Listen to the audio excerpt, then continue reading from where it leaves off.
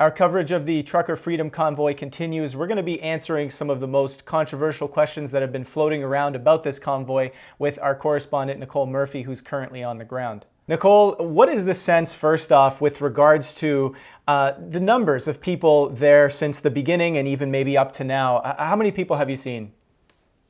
You know, it's interesting. This is a really hard question to answer, and those who have the ability to answer it don't seem to want to share the numbers. You know, the authorities, the government, and the police force. I'm thinking tens of thousands. And it's like, we were here last night quite late, and there was still probably 1,000, 2,000 people hanging out, having a bit of a party vibe. But I'm thinking tens of thousands. I think there's been a bit of an exaggeration on both sides of the spectrum of, you know, there's 500,000 people. I didn't get that vibe, but there's also not hundreds. Right. Okay, and in terms of the trucks, that's another big question. There's been a lot of contention around, is there, 50,000 trucks, 35, 11,000, or is there just, hundreds as we hear in the mainstream media? What have you seen both at the site and around the city when it comes to this question? Again, a really hard question to answer, which shouldn't be that hard to answer because people have access to looking at aerial footage, to counting numbers that we don't. But I'd say there's been hundreds in the core.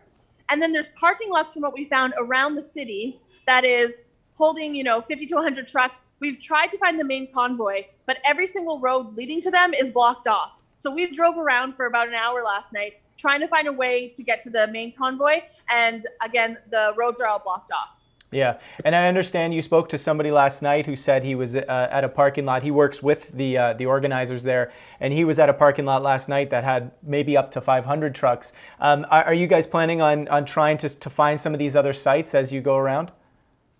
We are. I got a couple numbers today because there's kind of two stories happening right now. There's a story that's being put out there that there's a group of truckers in the main convoy that are actually stuck in this parking lot. I think it's actually a field, but they're stuck there without access to food. And then there's the other side where I've heard other truckers say, no, it's a rolling protest, which means truckers are free to come and go as they please. And we're just constantly having truckers in the core of the city. Right, right. So yeah, it'll be interesting to get some clarity on that. Now, of course, the way the mainstream media has been characterizing this story for the most part, I mean, I think their tone has changed a little bit and they've kind of been talking about it's peaceful, it's this, it's that, but there's a lot of coverage about, damage being done, disrespecting monuments, vandalism. What's your sense on that and how that's going?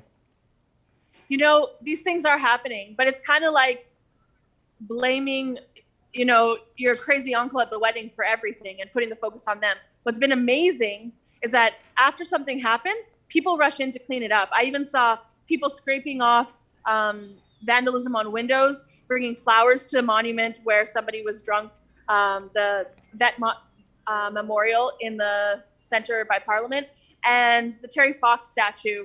People have laid flowers on it today and honored it. Yeah. And so is there a sense, out of curiosity, that these potential vandals, are they part of the movement? Are they kind of off to the side? Or is there any sense on that? It's hard to say. The majority of people here want love. They want peace. They want the mandates to end, and they want freedom of choice. So if people are acting out, I would say they're not part of the main. It's definitely not the truckers, but it's not the main group. And there's obviously been, this is a very political event. The Trudeau government doesn't want to seem to say much other than to stand by what it is that they have put in place. This claim of Confederate flags and Nazi flags that we're seeing make its way around mainstream media as a talking point. Have you seen anything of that sort since you guys have been there? I have actively looked for different kinds of flags, and I haven't seen a Nazi or Confederate flag at all. Shauna, who's with me, she has seen one sign that compared Trudeau to a Nazi. But other than that, we haven't seen anything. Right. So, the other thing is what I take from this is this picture that we've talked about as a team of the one Confederate flag with the truck in the middle and the Nazi flag way off to the side. It seems like these people might have been around for just a short period of time to get a photo shoot, and that was it. Because my sense, and this is the next question, is the vibe down there, would it tolerate that type of flag waving? No, not at all. And if you actually watch a video, the gentleman who had the Confederate flag and the full covering of his face, people were were asking him to leave. Now, I don't want to say it wasn't aggressive, but it was strong. They were just like, okay, what are you doing here? Please leave. And there's video of that on social media. So no, the people aren't sticking around who don't have some joy about them. Right, right.